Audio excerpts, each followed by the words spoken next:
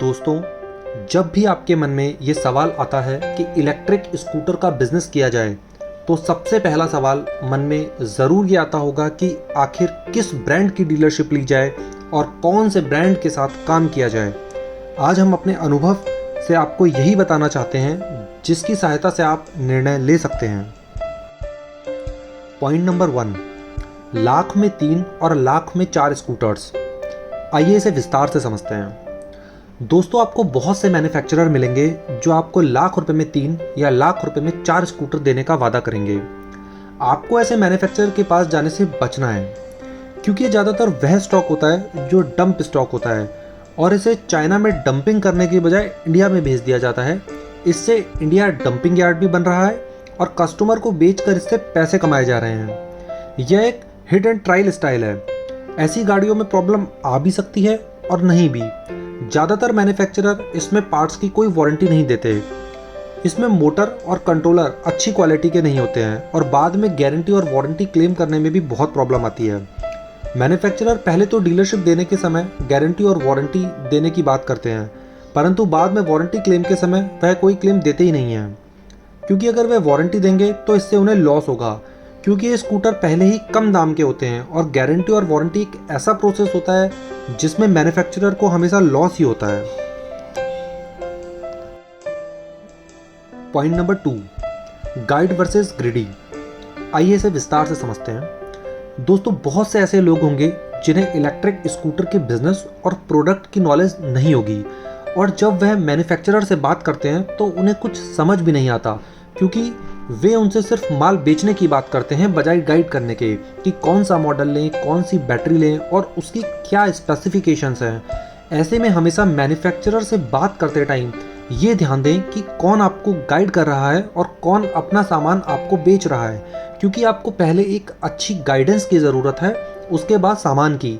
इसलिए आप पहले पूरी तरीके से नॉलेज लें, उसके बाद ही शुरुआत करें।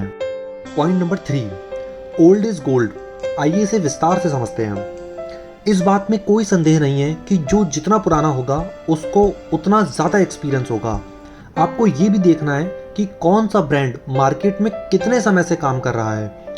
इससे आपको मार्केट में बेचने के लिए ज़्यादा एफर्ट्स नहीं लगाने होंगे और वारंटी क्लेम करने में भी परेशान नहीं होना पड़ेगा। 5 साल से चल रहे ब्रांड को मार्केट की ज़्यादा नॉलेज होगी बजाय 1 या 2 साल वाले ब्रांड की अपेक्षा। इसलिए आपको एक पुराने ब्रांड के साथ जाना चाहिए। यह आपकी डीलरशिप को लंबे समय तक चलने में सहायता प्रदान करेगा। पॉइंट नंबर 4, दूसरे मैन्युफैक्चरर पर डिपेंडेंसी। आइए इसे विस्तार से समझते हैं। दोस्तों, आपको डीलरशिप लेते समय यह देखना है कि आप जिस ब्रांड की डीलरशिप ले रहे हैं वह किसी दूसरे ब्रांड पर कितना निर्भर है। जैसे कि बहुत से ऐसे स्कूटर मैन्युफैक्चरर हैं जो बैटरी के लिए किसी दूसरे पर निर्भर नहीं रहते, क्योंकि उनका या तो बैटरी का खुद का मैन्युफैक्चरिंग प्लांट होता है या फिर वो चाइना या किसी दूसरे देश से खुद इंपोर्ट करते हैं। इसलिए आप ऐसे ब्रांड की डीलरशिप लें जिसका बैटरी और स्कूटर का प्लांट खुद का हो। यह आपको अच्छी और बेहतर सेवा प्रदान करने में मदद करेगा। Point number 5, plant visit. आइए इसे विस्तार से समझते हैं।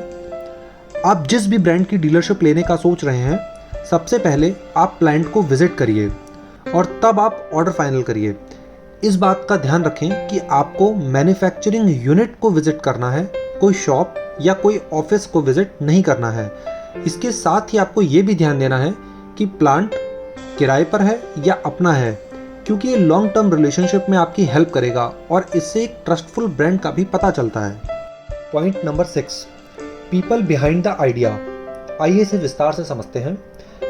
आप जिस ब्रांड की डीलरशिप लेने जा रहे हैं उसे चलाने वाले लोगों को जानें और उनके बैकग्राउंड को समझें कि उनकी सोच उस बिजनेस को लेकर क्या है। अगर हो सके तो ये जानें कि उसमें कोई इन्वेस्टर है या नहीं। इन्वेस्टर अगर डायरेक्टर से अलग है तो उनका मुद्दा पैसा कमाना हो सकता है। अगर आप ऐसी ब्रांड की डीलरशिप लेते हैं जिसमें कोई भी बाहरी इन्वेस्टर नहीं है तो यह आपके लिए एक अच्छा ऑप्शन हो सकता है। अगर आसान भाषा में कहें तो कंपनी की प्रोफाइल को अच्छे से देखें। Point number 7, process of warranty claim. आइए इसे विस्तार से समझते हैं। आप जिस भी ब्रांड की डीलरशिप लेना चाहते हैं, पहले ये जानें कि किसी भी पार्ट की वारंटी को क्लेम करने का प्रोसीजर क्या है, क्योंकि बहुत से मैन्युफैक्चरर फॉर्म को फिल करवाते हैं फिर उसे थर्ड पार्टी को भिजवाते हैं। जिससे क्लेम करने में समय भी ज़्यादा लगता है। अगर डीलर फॉर्म भरने में समय लगाएगा या इन सब कामों के लिए कोई एम्प्लॉय रखेगा तो उसका एक्सपेंस भी बढ़ेगा और सर्विस भी टाइम पर नहीं मिल पाएगी। तो हमें ये देखना है कि क्लेम का प्रोसेस किस मैन्युफैक्चरर का आसान है। Point number 8, reviews and feedback. आइए इसे विस्तार से समझते हैं। वैसे तो हर बिजनेस के कुछ पॉजिटिव और कुछ नेगेटिव फीडबैक होते हैं, लेकिन अगर आप डीलरशिप लेने से पहले ब्रांड के फीडबैक देख लेंगे तो आपके लिए ब्रांड को समझने में आसानी होगी और आप बाजार में ब्रांड की वैल्यू का पता लगा पाएंगे।